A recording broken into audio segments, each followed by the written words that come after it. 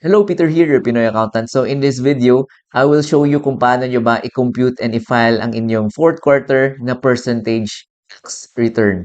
So quick recap, sino ba yung required to file this? If you are non-VAT and then nag-avail kayo ng graduated income tax rate, you are liable na quarterly percentage tax. If ever nag 8% naman kayo, hindi na kayo liable to pay the quarterly percentage tax. And mostly yung tanong is, if BMBE daw, ano ba, required ba to file the quarterly percentage tax? The answer is yes, because pag BMBE kayo, automatic na graduated income tax rate yung gamit niyo. Hindi na kayo pwedeng mag-avail ng 8%. Ayan. So, let's start. So, ano ba yung basis ng ating pag-compute ng inyong percentage tax? Is just your gross sales or yung gross receipts niyo. So, wala kayong, yung iba na confused, wala kayong pwedeng i-minus ng mga expenses, kahit mga cost of sales, cost of goods sold, wala. Yung basis lang talaga nito is yung gross sales niyo or yung gross receipts. Yung pwede nyo lang i-deduct dito if ever you have yung mga sales returns, allowances, and discounts. If ever wala naman, in most cases, if wala naman kayong mga sales returns, allowances, and discounts, yung gross sales lang talaga yung basis ng ating percentage tax. So how do you compute that? Again, ayun lang, the gross sales for the quarter. Again, yung quarter natin is, yung composition nating quarter is yung tatlong buwan, January, February, March, yan yung first quarter ninyo. April, May, June, that is the second quarter. July, August, September, the third quarter. And then ngayong ipa-file natin, we are now dito sa fourth quarter, October, November, and December. So that klaro, so that hindi kayo ma-confuse kung anong months yung isasali ninyo. So in most cases, ayan, nandito na tayo sa fourth quarter, October, November, and December na sales ninyo. So, ayan, you just get the data kung how much ba yung inyong gross sales or gross receipts for October, for November, and December. So, i-check ninyo yung inyong mga books and yung invoices ninyo.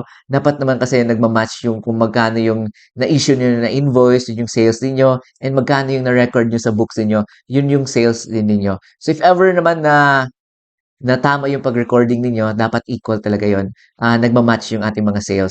So for October, ito yung example natin. October natin, yung gross sales natin is 18,000. November natin is 22,000 and then December 25,000. So yung total sales for the fourth quarter natin is 65,000. So yung percentage tax rate natin is 3%. 3% yan. Hindi na 1%.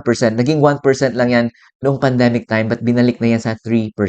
So yung computation niya, very plain and simple and direct. 65,000 multiply nyo ng 3%, that would give us itong 1,950. So again, yung form na gagamitin natin is the 2551Q and EBIR form. So online pwede natin. Papakita ko in our next part ng video natin on how you can file yung 2551Q using the EBIR form. And yung deadline yan is, isipin nyo lang, end ng quarter. So the following month ng pag-end ng quarter, the 25th day nun is the deadline. So for the fourth quarter, nag-end siya October, November, December. So, next month, the following month ng December is January. So, 25th day nung January, yan yung deadline. So, for this month, yung deadline natin is January 25. So, maliban na lang if that would fall on a Sunday or holiday. So, the next business day yung deadline. But in my case, yung hindi ko na iniisip kung ano ba yan, holiday. Basta before yan, dapat mag-file na tayo because sometimes nakakaligtaan natin because iniisip natin, ay, holiday or Sunday or Saturday naman yan. So, Monday na ako magpa-file hanggang makalimutan natin. So, yung sinasuggest ko talaga is, yun, January 25, yan talaga yung isipin natin na deadline, hindi na kung Sunday man yan or Monday. So, January 25 is the deadline. So, ayan. So, the next part of our video is magsasample tayo on how you can use the EBIR form to file your quarterly percentage tax return. So, i-open na natin yung ating EBIR form and input nyo lang yung TIN ninyo and automatically, if this is your second time, lalabas na yung mga details ninyo, yung TIN ninyo, yung RDO, the line of business, and your taxpayer's name. Ayan, lalabas na yan automatic. Registered address, the zip code, and the telephone number, and your email address. So, dito na tayo sa list of BIR forms. So, i-click nyo lang itong drop-down button. And then, yung pipili natin is the 2551Q na 2018. Hanapin natin. This is the one. 2551Q version 2018. Yan yung latest na version ng ating 2551Q or the quarterly percentage tax return. So, i-click natin. And then, click nyo itong fill up na button. Yan. And then, click nyo OK.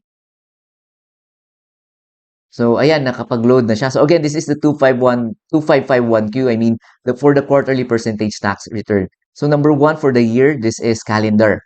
So, in most cases, calendar tayo, hindi tayo fiscal. And then, ito, automatic siya nag-fill out for the year ended December. So, dito, huwag niyong kalimutan palitan because we are still filing for the 2025 na fourth quarter. And then, dito sa number 3, quarter, ipiliin nyo lang itong fourth. And then amended return, this is not an amended return. Number of sheets, you can just leave it 0. And then, i-check nyo lang ano yung mga details na lacking dito. Number 6, nakalagay na yung TIN natin, RDO code. Ayan, complete na. Taxpayer's name, tax registered address, andyan na. Zip code, the contact number, email address. So, dito na tayo sa number 12. Are you availing of the tax relief under special law? So, in most cases, that is no. So, if yes, specify nyo, but in most cases nga, hindi yan nag-apply sa atin. So, number 13 na tayo. So, ang pipiliin natin dito is if yung first quarter pa lang yung nabanggit natin is if first quarter we have this option to select kung mag 8% tayo or graduated income tax rate. So this since this is the fourth quarter and assuming na yung pinili natin sa first quarter is the graduated income tax rate, so wala na tayong pipiliin dito because for yung option na number 13 is only for the first quarter or your initial quarter ng pag-file ninyo ng inyong 2551Q. So in our case, this is our fourth quarter of filing na, so wala tayong pipiliin na option dyan. So, next na tayo. So, yung mga figures dito sa total tax payable, wala pa because sa page 2 pa natin i-input yung ating gross sales. So, yung ano lang pala dito, reminder lang is the number 15, madaming nako-confuse dito, the creditable percentage tax withheld per BIR Form 2307. So, yung common na natatanggap natin na 2307, ginagamit natin yon sa ating income tax return as CWT or creditable withholding tax natin. In case of percentage tax, hindi natin pwedeng gamitin yon maliban na lang if you have mga clients na government, ayan, government agencies, mga GOCCs. Sila yung nagwe-withhold in advance ng percentage tax. So makikita ninyo sa form yon sa baba na form, if ever yung percentage tax yung kanilang withhold. But in most cases, in our cases, hindi siya because yung expanded withholding tax, yung wini-withhold na sa atin, and that is applicable or pwede natin gamitin for our income tax return. So, yun yung tatandaan nyo. May video tayo yan, in-explain natin. So, ipopost ko lang yung link ng ating video, yung mas detailed na explanation on the 2307 na pwede nyo gamitin dito sa 2551Q. But in most cases, 0 lang yan. So, just a quick reminder lang because usually dyan nagkakamali yung ating pag-fill out. Nilalagay natin yung 2307 which is hindi naman dapat dyan dahil sa quarterly income tax return dapat yun or sa annual income tax return. So, proceed na tayo sa page 2. Ayan, so sa page 2, ano ba yung ATC? So, yung mga ATC, i-check nyo dito kung ano yung applicable sa inyo. But in most cases, din dito tayo sa PT010, person exempt from VAT. So, non-VAT tayo. We are liable for the percentage tax. So, yung pipiliin natin dito is the PT010. Huwag itong sa baba because itong sa baba, ito yung previous pa yung pandemic time na binaba yung ating percentage tax rate from 3% ginawang 1%. So, dito tayo sa taas, PT010. Ayan, kita nyo, 3% yung nakalagay. So, taxable in amount, yung lalagay nito is yung gross sales niyo, total gross sales for the quarter, again, October, November, and December. So, i-check niyo yung file niyo. In our case, nakalagay sa Excel natin yung ating gross sales. I-check natin. So, in our case, yung fourth quarter na gross sales natin is 65,000.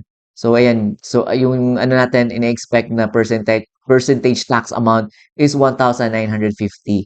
So, ilagay natin 65,000 as our taxable amount. Ayan. Taxable amount, 65,000.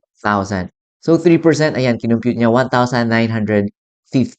Ayan. So, ipagbabalikan natin yung page 1. Ayan, page 1. Ayan, may figure na yung part 2 natin, the total tax payable. So, the total tax due is 1,950. Again, yung number 15, 0 lang yan. And then, number 16, so hindi to amended return, that is 0. And other tax credit payment, again, in most cases, 0 lang yan. Total tax credits and payments, 0 pa. So, yung payable natin is 1,950. Penalty, 0 pa because hindi pa naman, hindi pa tayo lampas sa pag-file, hindi pa tayo beyond the deadline. So, if ever beyond the deadline na kayo, you have to file dito sa EBIR form and then i-print niyo and then you have to go to your RDO na. So, sila mismo yung magko-compute kung magkano yung surcharge niyo, interest, and the compromise. So, ayan. So, I guess we are ano na, complete na yung details natin. So, i-validate natin. Ayan, kita nyo, validation successful. Click on edit if you wish to modify. Okay ninyo, and then click yung save. And then print ninyo so that may copies kayo. I-save nyo as PDF so that may file kayo ng inyong 2551Q na file, na return. And then last natin, dito na tayo sa submit final copy. Ayan, please ensure that you have internet. And then click nyo OK. And then next is ito yung revised terms of service agreement na or the TOSA. I-click nyo lang yung OK. So, dalawang scenario yan. It's either mag-fail siya. So, pag nag-fail, balik kayo ulit kayo sa procedure 1, i-submit nyo ulit. And then, i-okay nyo ulit itong TOSA. And then, until such time na submit successful na yung nakalagay. So, after nun, may submit successful na magpa-prompt. And then, you can expect an email naman. Yung email usually within the day naman na re-receive yun. Yeah, that would be your tax return receipt confirmation email. So, i-check nyo yung email ninyo for the tax return receipt confirmation email. Again, i-print ninyo yun, i-save nyo as PDF. So, if magbabayad naman kayo through banks, you have to print yung form na 2551Q and the tax return receipt confirmation email. At least 4 copies yung kailangan yung i-print. So, ayun. Yun lang yung ating video for today. We just talked about itong pag-compute ng ating percentage tax return is very straightforward lang to pag-compute. Is just your gross sales or gross receipts for that quarter multiplied by 3%. That would give you your percentage tax amount. And then 2551Q, yung deadline is January 25. So again, yun lang ating video for today. My name is Peter, your Pinoy accountant. If may mga tanong kayo, just comment down below. And then, if you would want to help and support our channel, you can go to our website, www.pinoyaccountant.com/donate. Ayan. And if you would want to download some of our free templates, ayan, just go to www.pinoyaccountant.com/download naman. So again, super thank you sa mga nag-support and nag-donate sa ating channel. And thank you very much. And I'll see you again in our next videos.